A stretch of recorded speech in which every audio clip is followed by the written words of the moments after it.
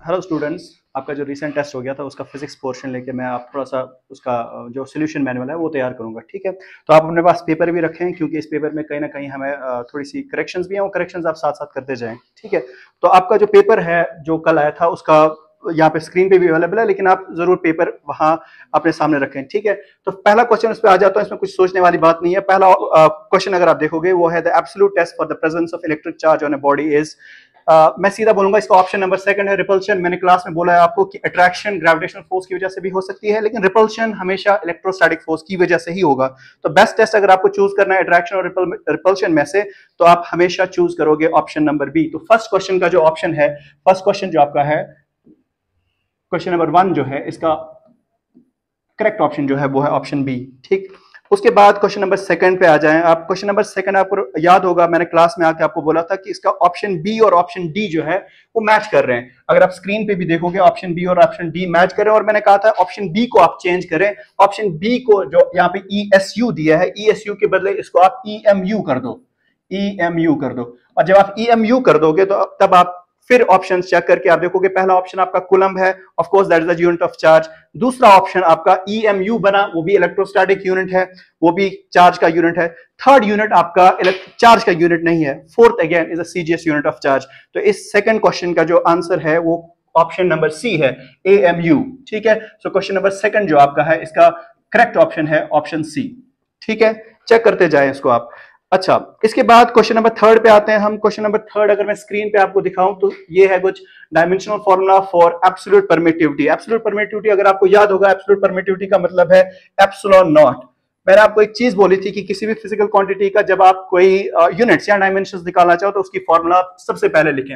आपको पता है एप्सिलॉन नॉट कहां पे एग्जिस्ट करता है? अगर आप इलेक्ट्रोस्टैटिक कांस्टेंट का जो है डेफिनेशन लिखोगे, उसका मैथमेटिकल एक्सप्रेशन लिखोगे, तो वो होता है बराबर 1/4 पाई एप्सिलॉन नॉट के। ठीक है, अब इलेक्ट्रोस्टैटिक कांस्टेंट का अगर आपको जुबानी याद है उसके यूनिट्स क्या हैं, तो आप डायरेक्ट इसका एप्सिलॉन निकाल सकते हो। अगर आपको नहीं याद है तो आप कूलम्ब्स लॉ लगा के के निकालें और उसके जो यूनिट्स आएंगे या डायमेंशंस आएंगे उनको रेसिप्रोकेट करके आपको एप्सिलॉन आएगा। अगर मुझे याद है यहां तक, जहां तक जब मैंने इलेक्ट्रोस्टैटिक कांस्टेंट पढ़ाया था आपको, मैंने कहा था इलेक्ट्रोस्टैटिक कांस्टेंट के जो यूनिट्स है वो होते हैं बराबर mL3 T⁻⁻⁴ और A एम्पेयर -2। तो अब मैंने कहा कि एप्सिलॉन जो होता है ये रेसिप्रोकेट होता है, रेसिप्रोकल यूनिट्स होते हैं इसके as compare to electrostatic constant. तो जब आप एप्सिलॉन के यूनिट्स निकालोगे वो बिल्कुल इसका रेसिप्रोकल हो जाएगा, तो आपके यूनिट्स आ जाएंगे m-1 L-3 T⁻⁴ A⁻²। ये ऑप्शंस अगर आप देखोगे अपने स्क्रीन पे या जो अपने पेपर है तो स्क्रीन पे भी अगर आप देखोगे ऑप्शन सेकंड जो है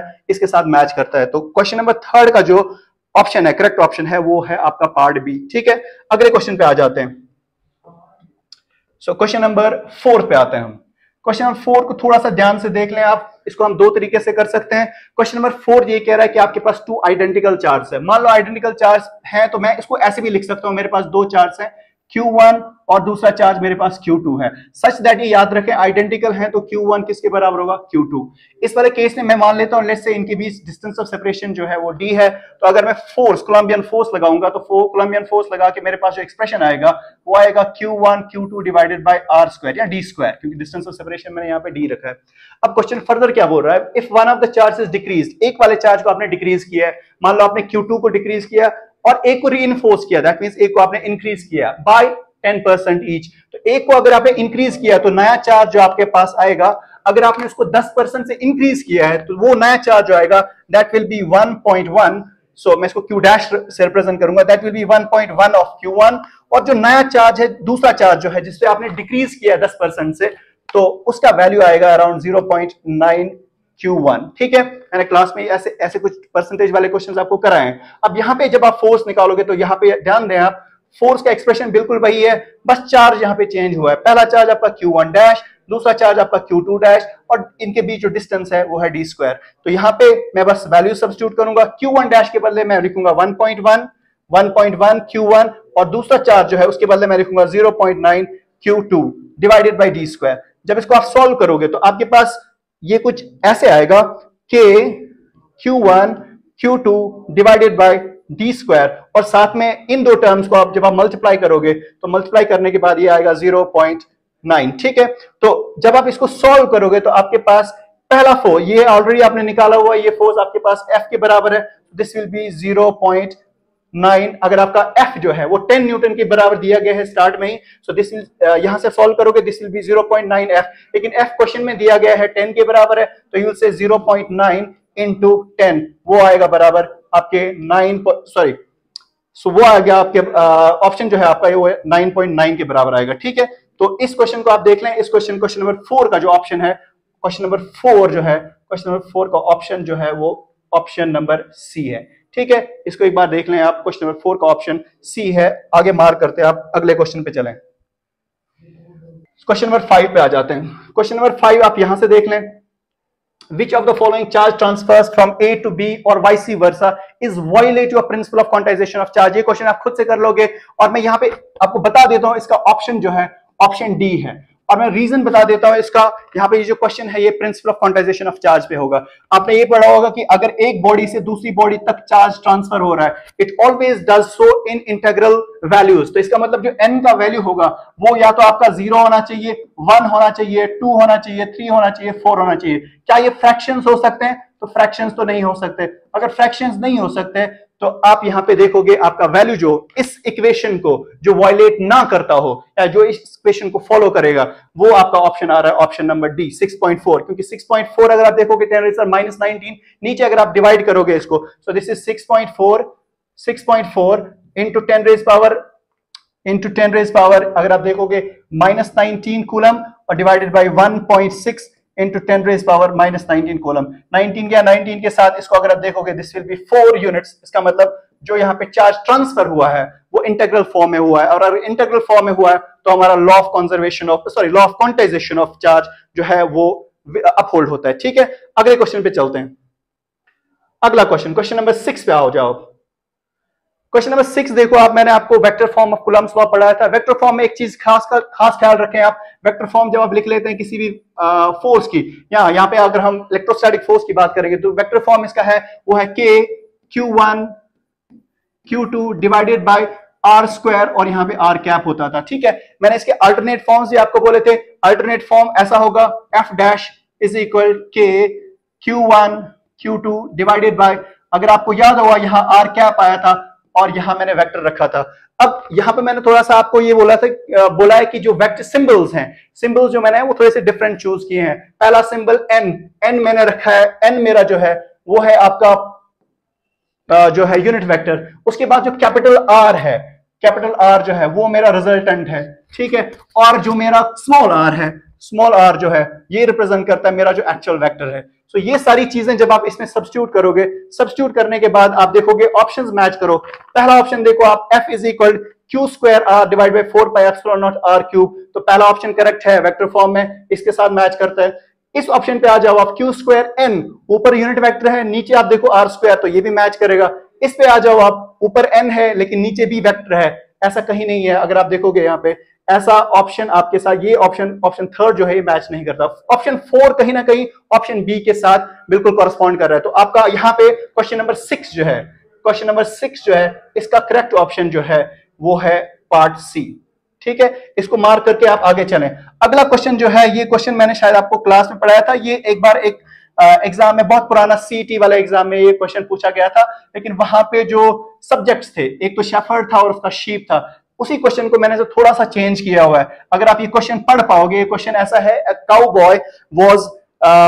cowboy was riding his horse in a mountainous terrain, suddenly it started lightning, who is more susceptible to lightning। तो एक चीज का खास ख्याल रखें यहाँ पे, जहां पे जो प्रिंसिपल लगता है वो लगता है सिग्मा इज इक्वल, वो है sigma is equal Q divided by area. ठीक है, अब जिसका ज्यादा एरिया होगा वहां पे जो सिग्मा होगा या जहां पे सरफेस चार्ज डेंसिटी होगी वो कम होगी। इन दो केसेस में अगर आप देखोगे, एक साइड से काउबॉय है और आपका हॉर्स है, सो आपको पता है काउबॉय मतलब एक मैन है, सो मैन का जो एरिया है वो बहुत कम होगा, सो उसका एरिया कम है तो उसकी चार्ज डेंसिटी ज्यादा है, और अगर चार्ज डेंसिटी ज्यादा है तो he is more likely to be hit by lightning. तो इस वाले केस में क्वेश्चन नंबर 7 जो है बिल्कुल लॉजिक बेस्ड क्वेश्चन है, आपको कॉमन सेंस यूज करना था। यहाँ पे इसका ऑप्शन जो है वो ऑप्शन नंबर ए को आप मार्क करोगे। ठीक है, अगले क्वेश्चन पे आते हैं हम, क्वेश्चन नंबर 8 पे। क्वेश्चन नंबर 8 पे आएंगे।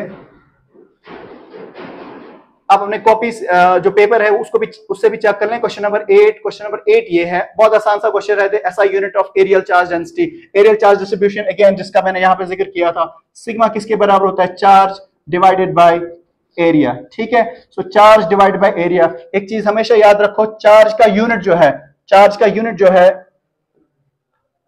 मैं यहाँ पे एक्सप्रेशन इसका लिखूंगा, दिस इज चार्ज, और डिनोमिनेटर में इसमें एरिया आएगा।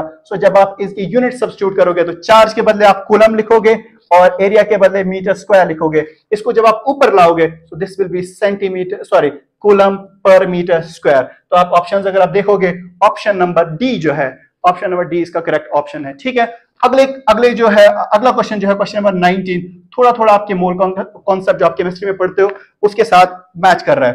तो यहां पे मैं क्वेश्चन नंबर 9 पे आता हूं। क्वेश्चन नंबर 9 कह रहा है कि हमारे पास एक ग्लास ऑफ वाटर है, इस गिलास ऑफ वाटर में आपके पास 250 ग्राम्स ऑफ वाटर है। ठीक है, तो आपने एक चीज पढ़ी होगी कि अगर आपको नंबर ऑफ मोल्स कैलकुलेट करने हैं और आपको गिवन मास दिया गया है तो आप लिखोगे नंबर ऑफ मोल्स हमेशा होता है बराबर गिवन मास डिवाइडेड बाय जो उसका मॉलिक्यूलर मास होगा। तो आपको पता है ये वाटर है तो डिवाइडेड बाय 18। ठीक है, सो जब आप इसको सॉल्व करोगे तो आपके पास नंबर ऑफ मोल्स इसके बराबर आएंगे 250 डिवाइडेड बाय 18। अगर आपको अब यहां से नंबर ऑफ मोल्स निकालने हैं तो नंबर ऑफ मोल्स जो है वो होगा, आपको मल्टीप्लाई करना पड़ेगा इसको 6.023, मैं 6 से कर लूंगा, 6 × 10⁻23 इतने एटम्स मेरे पास आएंगे। अब एक चीज का खास ख्याल रखो, क्योंकि ये वाटर है तो आपको पॉजिटिव चार्ज निकालना है। तो आप जब पॉजिटिव चार्ज यहां पे निकालोगे तो एक चीज का खास ख्याल रखो, यहां पे number of positive charge protons कितने होंगे, इसमें नंबर ऑफ प्रोटॉन्स 10 होंगे। आप कैलकुलेट भी कर सकते हो 10 प्रोटॉन्स। और हर प्रोटॉन का चार्ज कितना होगा,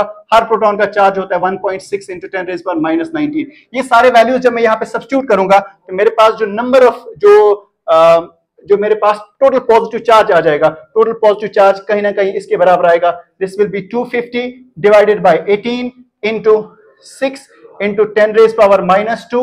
अब यहां से मैं क्या कर लूंगा into 10, क्योंकि हर एक मॉलिक्यूल में, वाटर के मॉलिक्यूल में 10 प्रोटॉन्स होते हैं और हर प्रोटॉन का चार्ज 1.6 × 10⁻19 है। ठीक है, इसको जब आप सॉल्व करोगे तो आपका ऑप्शन जो है इसको आप मैच करेंगे, आपका ऑप्शन 1 जो है 1.34 × 10⁻7 कूलम्स का आंसर आपका आ जाएगा। इसका मतलब 2250 ग्राम अगर आप वाटर लोगे उसमें total number of positive charge proton जो होंगे वो 1.34 × 10⁻7 होगा। ठीक है, अगले क्वेश्चन पे आ जाते हैं, क्वेश्चन नंबर 10 पे। क्वेश्चन नंबर 10 कह रहा है the charge on 2 oil drops is -3 coulomb. मतलब मैं यहाँ पे 2 ऑयल ड्रॉप्स ले रहा हूं, एक ऑयल ड्रॉप ये है, इस पे चार्ज है -3 माइक्रोकूलम। अगला चार्ज मेरे पास जो है इस पे चार्ज है 2 माइक्रोकूलम, इस पे है +2 माइक्रोकूलम। अब क्वेश्चन देख लें आप, यहाँ पे आपने इन दो के बीच फोर्स जब निकाला तो वो फोर्स किसके बराबर आ गया, इन दो के बीच जब आपने फोर्स निकाला वो फोर्स आ गया बराबर F के। ठीक है दोस्तों, तो force was equal to F। अब उसके बाद हम क्या करें, if each charge is supplied by, so by the way जब मैं ये फोर्स निकालूंगा तो क्या मैं ये फोर्स ऐसे नहीं निकालूं, Q1 that means 3 × 2 divided by इनके बीच डिस्टेंस, उसको ऐसे ही रखेंगे, डिस्टेंस हम चेंज नहीं कर रहे हैं।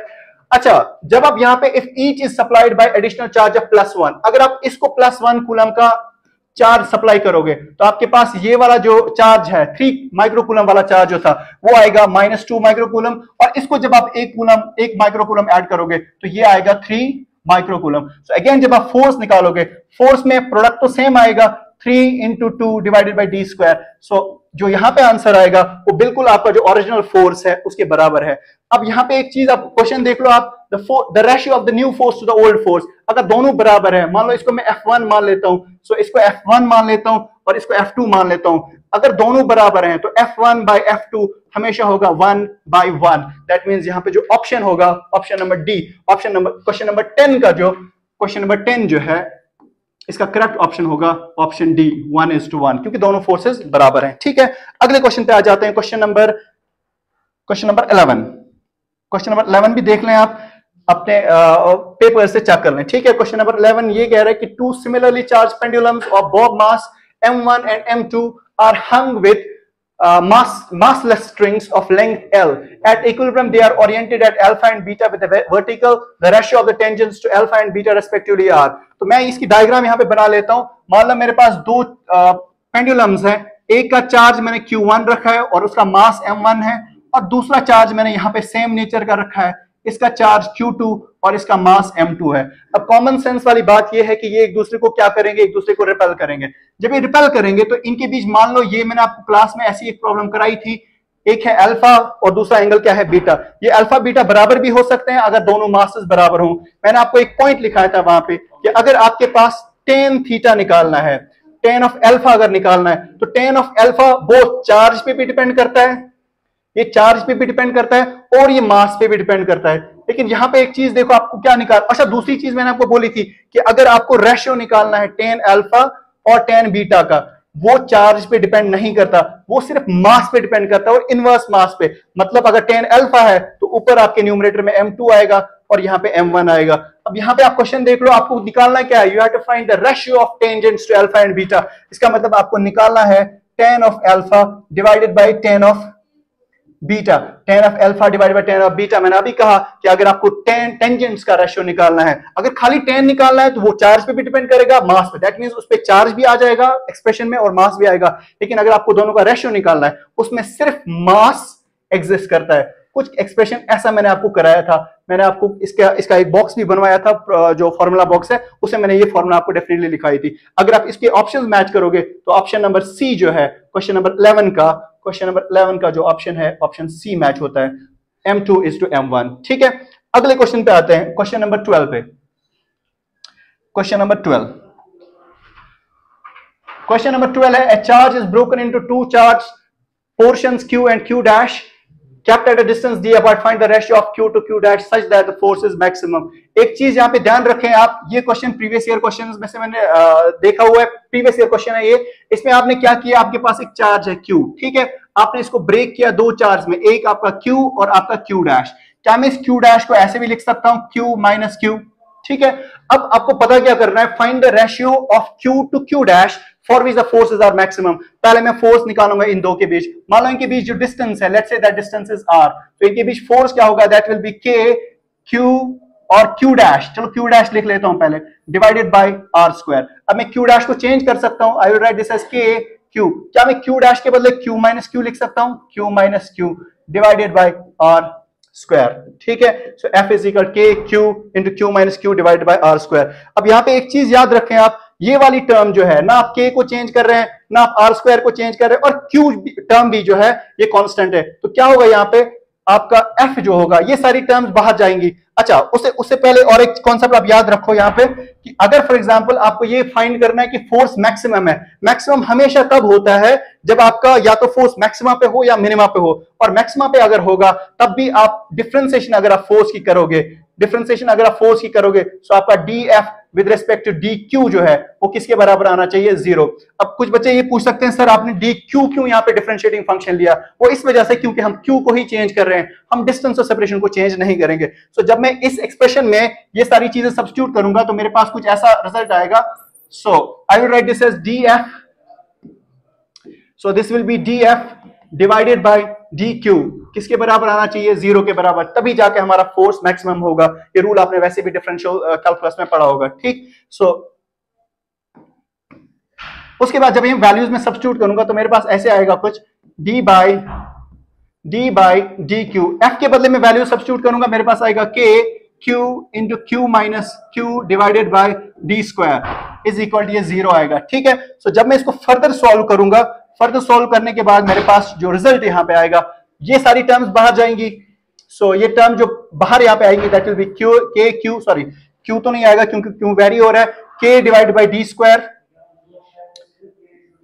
K divide by d square जो है वो बाहर आएगा। अंदर डिफरेंशिएशन इस टर्म की हो जाएगी। अब मैं डिटेल डिफरेंशिएशन नहीं करूंगा, आप ऊपर से देख लें, अगर आप डिफरेंशिएशन अंदर करोगे तो ये टर्म आपके पास KQ आएगा, यहां से Q बाहर आएगा, सो Q बाहर आ गया, और अब आप इसकी डिफरेंशिएशन करोगे ये Q स्क्वायर बनेगा, तो इसकी डिफरेंशिएशन माइनस 2Q आएगी, ये दोनों किसके बराबर है, 0 के बराबर। सो जब आप ये वाली टर्म को इधर ले जाओगे तो आपके पास बचा Q माइनस 2Q, वो आ गया 0 के बराबर।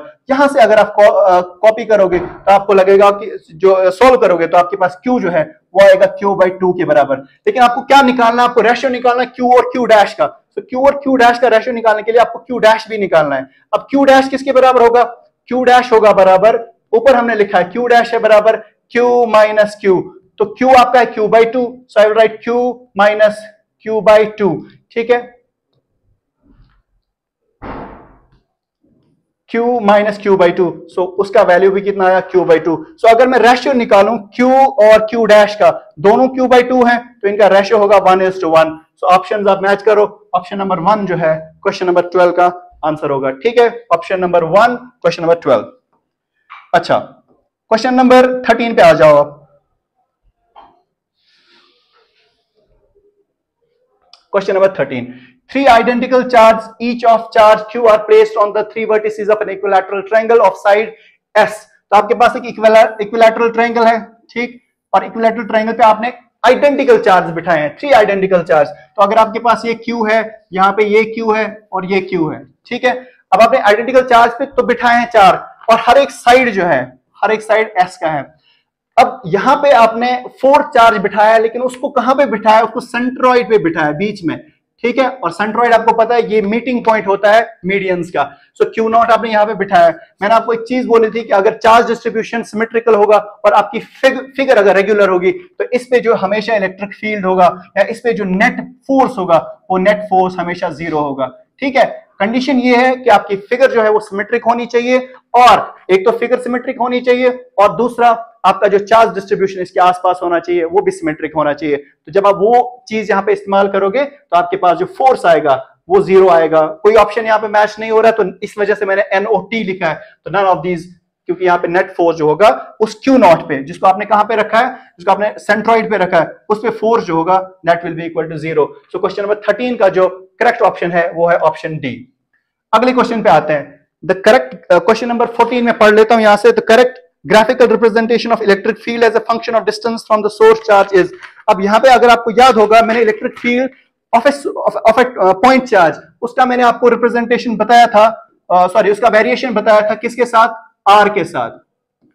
आर के साथ मैंने आपको रिप्रेजेंटेशन बनाया था, कुछ ऐसा आ रहा था। लेकिन अगर आप यहाँ पे एब्सिसा और ऑर्डिनेट एक्सिस देखोगे, यहाँ पे आर नहीं रखा है मैंने, और डेलिबरेटली आर नहीं रखा है, इस वजह से आर इस वजह से नहीं रखा यहां पे, ताकि आप जो आपने ऑलरेडी प्री कंसीव्ड नॉलेज रखी थी उसमें ना उलझ जाओ और आप करेक्ट ऑप्शन मार्क करो, ठीक है।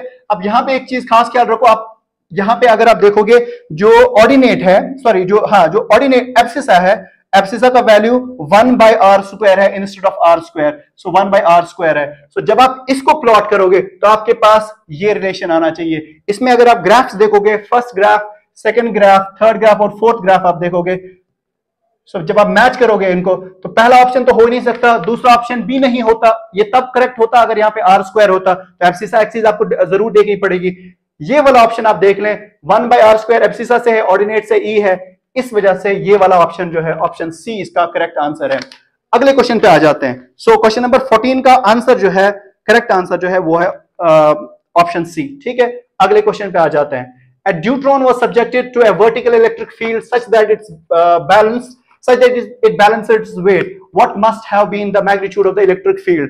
अब यहाँ पे एक चीज याद रखो, जब मैंने आपको इलेक्ट्रिक फील्ड पढ़ाया था, मैंने आपको वहां पे कुछ क्वेश्चंस कराए थे, जिसमें एक क्वेश्चन ड्यूट्रॉन वाला भी था और एक हीलियम न्यूक्लियस वाला भी था, ठीक है। अब ड्यूट्रॉन आपको पता है कि ये आइसोटोप होता है हाइड्रोजन का। अब ड्यूट्रॉन आपने रखा है कहीं पे, आपने कोई इलेक्ट्रिक फील्ड चूज किया है, और ये यूनिफॉर्म इलेक्ट्रिक फील्ड मान लो आप, और इस इलेक्ट्रिक फील्ड में आपने क्या रखा, आपने एक ड्यूट्रॉन को रखा है। जब आप इस ड्यूट्रॉन को यहाँ पे रखोगे, क्योंकि ड्यूट्रॉन पॉजिटिवली चार्ज एंटिटी होती है, तो इस पे फोर्स यहाँ की ओर लगेगा। वो फोर्स किसके बराबर होगा, Q इंटू E। Q मतलब इस ड्यूट्रॉन पे चार्ज और इसका जो इलेक्ट्रिक फील्ड है। अच्छा, नीचे की ओर क्योंकि वर्टिकली अपवर्ड जा रहा है, तो नीचे इसका मास और एक्सेलरेशन ड्यू टू ग्रेविटी होगा। अब मैं क्या कह रहा हूं, यहाँ पे क्वेश्चन देख लें आप, subjected to vertical electrostatic balance its weight. इसका मतलब यहाँ पे नेट फोर्स जो है, F नेट जो है वो 0 है, क्योंकि ये बैलेंस कर रहा है। और नेट फोर्स तभी 0 होगा जब QE किसके बराबर हो, mg के बराबर। और यहाँ पे आप सारे ऑप्शंस है, आपको E ही तो निकालना है। E जब आप निकालोगे तो E का वैल्यू आप निकालोगे mg डिवाइडेड बाय Q, ठीक है। अब यहाँ पे आप m के बदले क्या लिखोगे, m के बदले आप लिखोगे, मास दिया है ड्यूट्रॉन का 3.2 इंटू 10 रेज पावर -27। अच्छा, g के बदले आप 9.8 लिखोगे, अच्छा, डिवाइडेड बाय नीचे क्या है, चार्ज कितना होता है, बिल्कुल एक इलेक्ट्रॉन प्रोटॉन जितना चार्ज, 1.6 इंटू 10⁻⁻19। इसको जब आप सॉल्व करोगे तो आपका ऑप्शन ए जो है, ऑप्शन ए इज 19.6, इनफैक्ट 20 भी ले सकते हो अगर आप 9.8 के बदले 10 लोगे। सो 19.6 इंटू 10⁻⁻8, मतलब इस क्वेश्चन का क्वेश्चन नंबर 15 जो है, क्वेश्चन नंबर 15 जो है, इसका करेक्ट ऑप्शन जो है वो है ऑप्शन ए। ये चीज आप याद करोगे, ये इक्वेशन आप याद रखोगे, ये इक्वेशन यूज करके आपको इसका आंसर आएगा। ठीक है, अगले क्वेश्चन पे चलते हैं। अच्छा, अगला question, question number 16। 2 point charge, एक है 2 माइक्रोकूलम का और एक है 8 माइक्रोकूलम का।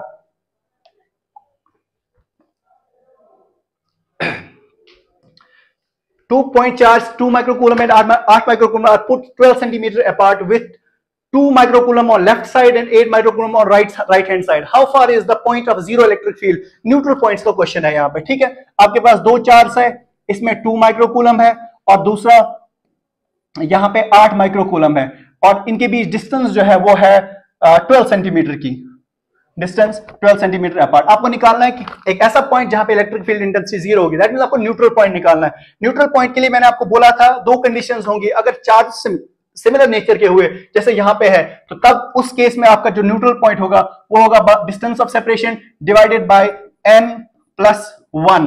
ठीक है, अब जब आप ये चीजें यहां पे सब्स्टिट्यूट करोगे आपके पास 12 आएगा।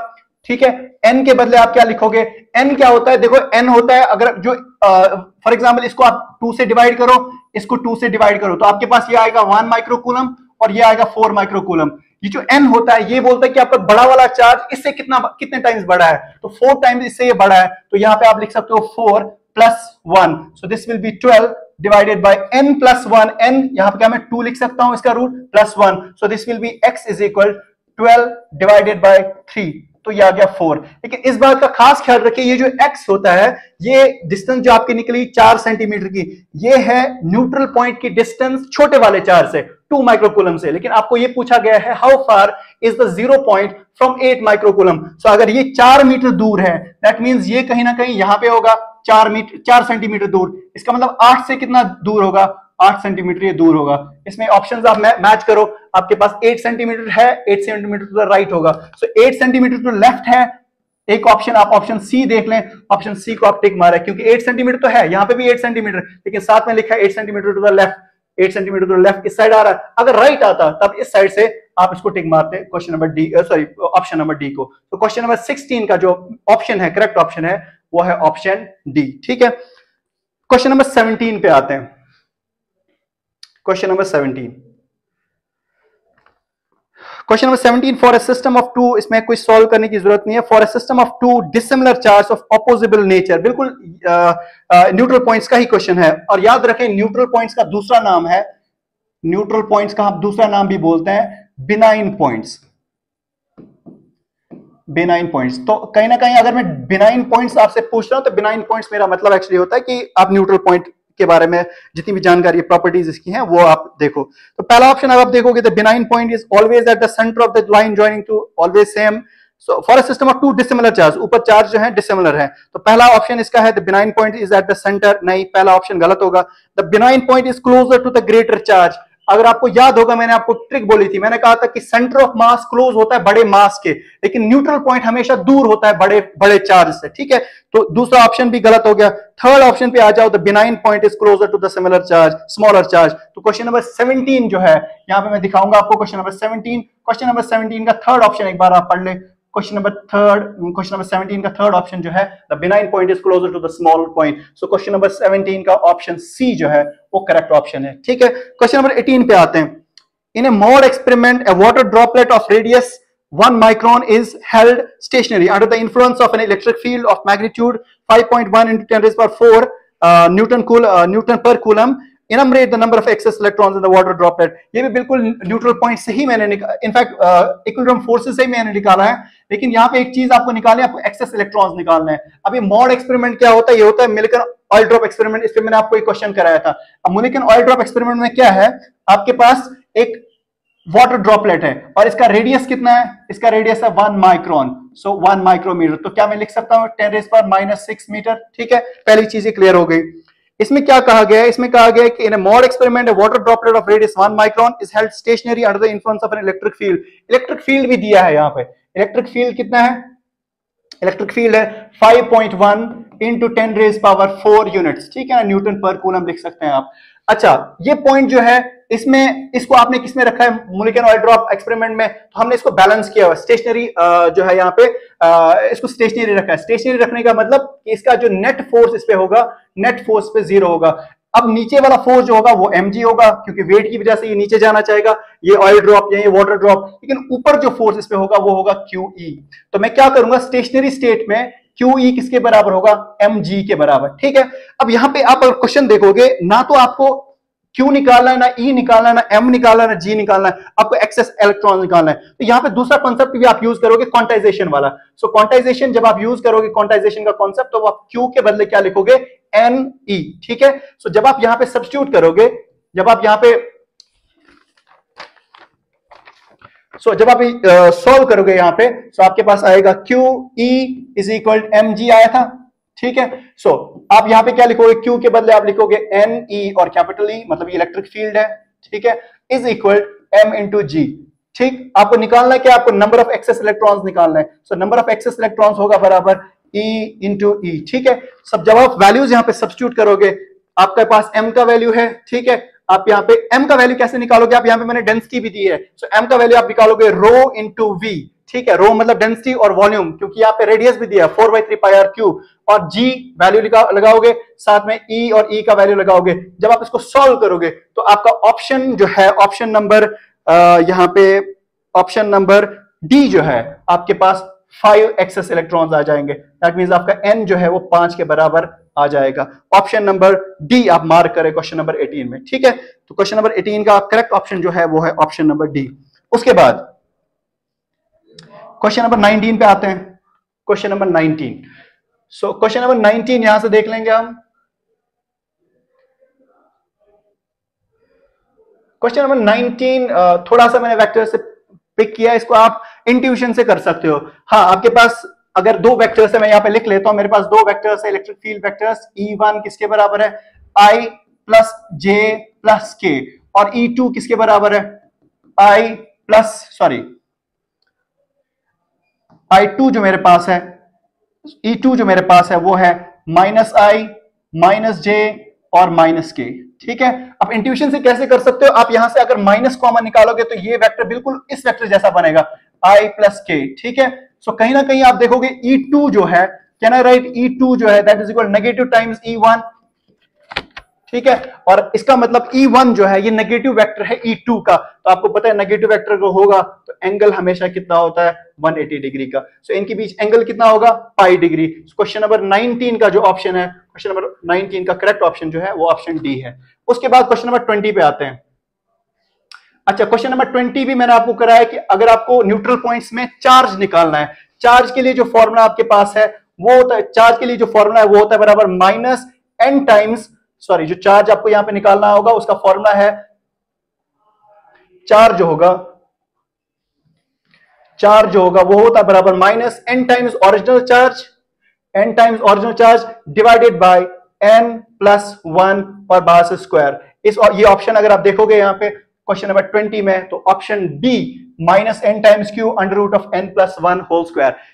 यहां बच्चे कुछ कंफ्यूज इस बात पे भी होंगे, Q is equal N Q, तो याद रखे मैंने एक माइनस साइन आपको बोला था, मैंने कहा था कि माइनस साइन आपको जरूर याद रखना पड़ेगा। ये फॉर्मूला मैंने डिराइव कराई थी, मैंने बोला था इसको याद रखो, इसको अगर आप ऐसे याद रखोगे तो आपका ये वाला क्वेश्चन आराम से निकल जाएगा, ठीक है। क्वेश्चन नंबर 21 पे आ जाते हैं। Which of the following is true with respect to electric dipole? आसान सा सवाल है। It's an arrangement of two charges of same nature. Correct option है। Of the following is true with respect to electric field. अच्छा, the net charge on the electric dipole is 0. ये भी correct है। The net charge being 0 ensures no electric field is produced by the dipole. ये वाला option गलत है। The charge in electric dipole are opposite but unequal. ये वाला last वाला ऑप्शन भी अगर आप देखोगे, अगर मैं थोड़ा सा आपको वापस लिए चलूं, जो आपने डाइपोल पढ़ा था, डाइपोल में आपने एक चीज खास ख्याल रखी थी कि आपके पास जो चार्ज होता था, एक तो माइनस क्यू होता था, दूसरा चार्ज जो था इक्वल मैग्नीट्यूड का होता था, हाँ उसका नेचर डिफरेंट होता था। यहाँ पे अगर आप ये चीज लगाओगे और बीच में जो डिफरेंस होती थी इनकी, जिसको आप डाइपोल लेंथ बोलते हो, वो डाइपोल लेंथ 2a के बराबर थी। ये सारे ऑप्शंस अगर आप देखोगे, it is an arrangement of two charge of same nature, two charge लेकिन ऑपोजिट नेचर होना चाहिए, तो पहला ऑप्शन आपका गलत है। The net charge on the dipole is zero, ये करेक्ट ऑप्शन है। The net charge being zero ensures no electric field is produced by the dipole, ये ऑप्शन गलत है, क्योंकि आज ही हमने जो है एक्शन लाइन पे या इक्वेटोरियल लाइन पे हम डाइपोल के द्वारा जो है इलेक्ट्रिक फील्ड निकाल सकते हैं, तो ये ऑप्शन भी गलत है। इसमें जो ठीक करेक्ट ऑप्शन आपको निकालना है, तो करेक्ट ऑप्शन आपका ऑप्शन बी है। तो क्वेश्चन नंबर 22 जो है, क्वेश्चन नंबर 21 का जो करेक्ट ऑप्शन है, क्वेश्चन नंबर 21 का जो करेक्ट ऑप्शन है वो है ऑप्शन बी। ठीक है, क्वेश्चन नंबर 22 पे आ जाते हैं। आसान सा सवाल है। For any two given masses m1 and m2 having charge q1 and q2 held at a distance d, distance of separation same है, मासेस m1 m2 है और चार्ज q1 एंड q2 है, तब आप बोल सकते हो इस वाले केस में जो इलेक्ट्रोस्टैटिक फोर्स होता है वो हमेशा ज्यादा होता है ग्रेविटेशनल फोर्स के। तो एक ऑप्शन अगर आप मैच करोगे, पहला ऑप्शन तो नहीं हो सकता, बराबर नहीं होते, इलेक्ट्रोस्टैटिक फोर्स बड़ा होता है ग्रेविटेशनल फोर्स से, तो इसमें भी ऑप्शन नंबर सेकंड है, क्वेश्चन नंबर 22 का ऑप्शन बी जो है करेक्ट ऑप्शन है। उसके बाद क्वेश्चन नंबर 23 पे आते हैं हम। Question number 23, which of the following is true about dielectric constant. ठीक, अब डाइलेक्ट्रिक कांस्टेंट आपने पढ़ा है क्लास में, के जो होता है ये वैल्यू होता है f नॉट बाय f का, तो यहाँ पे which of the following is true about dielectric constant, its units are same as electrostatic unit. आपने जब डाइलेक्ट्रिक कांस्टेंट पढ़ा था, के की कोई यूनिट्स नहीं होते, डाइलेक्ट्रिक कांस्टेंट से यूनिटलेस क्वांटिटी, तो पहला ऑप्शन आपका गलत है। Greater the value of dielectric constant greater is its ability to hold charge, ये ऑप्शन बिल्कुल सही है। थर्ड और फोर्थ ऑप्शन अगेन गलत होंगे, तो इस हिसाब से जो क्वेश्चन नंबर 23 है, क्वेश्चन नंबर 23 के जो करेक्ट ऑप्शन है वो है greater the value of a dielectric constant greater is its ability of a body to hold charge. So question number 23 जो है इसका करेक्ट ऑप्शन जो है वो है ऑप्शन बी। ठीक है, अगला लास्ट क्वेश्चन जो इसका last but one penultimate question है 24, फॉर एन अनचार्ज, और मैंने यहां पे आपको बोला था अनचार्ज के बाद एक कंडक्टिंग टर्म ऐड कर लो। सो ये क्वेश्चन ऐसा है, for an uncharge conducting sphere placed in between two oppositely charge particles which of the following is the proper representation of electric field lines. अब इलेक्ट्रिक फील्ड लाइंस में पहली चीज, ये sphere जो आपका है कंडक्टिंग स्फीयर है, तो आप यहाँ पे एक चीज कर सकते हो, तो ये तो ऑप्शन हो ही नहीं सकता बी ऑप्शन, ये ऑप्शन भी नहीं हो सकता, क्योंकि आपको पता है इलेक्ट्रिक फील्ड लाइन जो है वो सरफेस से जब निकलती हैं दे शुड ऑलवेज लीव और एंटर एट 90, तो बी और सी ऑप्शन नहीं हो सकता। अब यहाँ पे ऑप्शन जो है हमारे पास फर्स्ट और थर्ड है, इसका करेक्ट ऑप्शन तो थर्ड है, लेकिन मैं पहले समझाना चाहता हूं कि थर्ड ऑप्शन इसका करेक्ट ऑप्शन कैसे है। देखो एक चीज हमेशा याद रखो, कि आपके पास दो प्लेट्स हैं, इसमें पॉजिटिव चार्ज है और इसमें नेगेटिव चार्ज है, और मैंने डेलिबरेटली जो ये सरफेस रखी है ये कंडक्टिंग सरफेस है, तो पोलराइजेशन की वजह से क्या होगा, इस पे नेगेटिव चार्ज आ जाएगा, ठीक है, और इस पे क्या आ जाएगा, इस पे पॉजिटिव चार्ज आ जाएगा। जो इलेक्ट्रिक फील्ड लाइंस यहां से निकलेंगी वो बेंड हो जाएंगी, इसको ऐसे हिट करेंगी, ठीक है, सो यहाँ पे ऐसे निकलेंगी, और जब यहां से निकलेंगी क्योंकि ये पॉजिटिव चार्ज बनेगा, सो ये सोर्स बनेगा इलेक्ट्रिक फील्ड लाइंस का, कुछ ऐसे निकलेंगी, तो इसमें करेक्ट ऑप्शन जो है ऑप्शन सी आपका करेक्ट ऑप्शन है क्वेश्चन नंबर 25 में, क्वेश्चन नंबर 24 में। इसके बाद लास्ट वाला क्वेश्चन जो आपका है, इसमें भी मैंने आपको बोला था थोड़ा चेंज कर रहा है। Charge and mass are two intrinsic properties of the matter, which of the following statements is not true, आपको लिखना था। सो चार्ज कैन बी पॉजिटिव और negative while mass is mostly a positive quantity, तो ये हमेशा ये वाला ऑप्शन जो है ये करेक्ट है, तो आपको नॉट ट्रू निकालना था। Quantization of charge is well established while that of mass is yet to be established, बिल्कुल सही ऑप्शन आपका। थर्ड, मतलब ये स्टेटमेंट सही है, आपको नॉट फॉल्स स्टेटमेंट यहां पे निकालना है। तो अगला स्टेटमेंट अगर आप देखोगे तो अगला स्टेटमेंट यहां पे है, force between charge can be both attractive as well as repulsive while massive forces are always attractive, ये ऑप्शन भी सही है। लास्ट वाला ऑप्शन अगर आप देखोगे, charge as well as mass of the body vary with velocity, हमेशा याद रखो जो चार्ज आपका है, चार्ज बिल्कुल वैरी नहीं करता वेलोसिटी के साथ, लेकिन जो मास होता है, मास वैरी करता है, जो मास होता है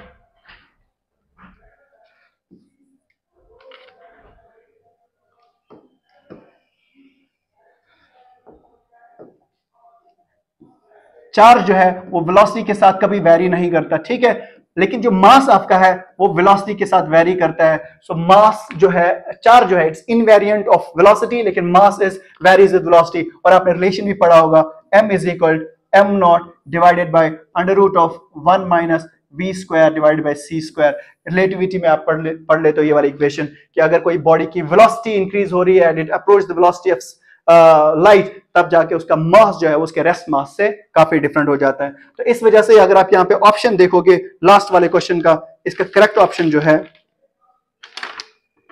25, अगर मैं यहाँ पे देख लूं क्वेश्चन नंबर 25, इसका करेक्ट ऑप्शन जो है, इसका करेक्ट ऑप्शन 25 का डी है। ठीक है, तो इस तरह से आपका फिजिक्स वाला पोर्शन जो है क्लास 12 का वो खत्म हो गया। Thank you very much.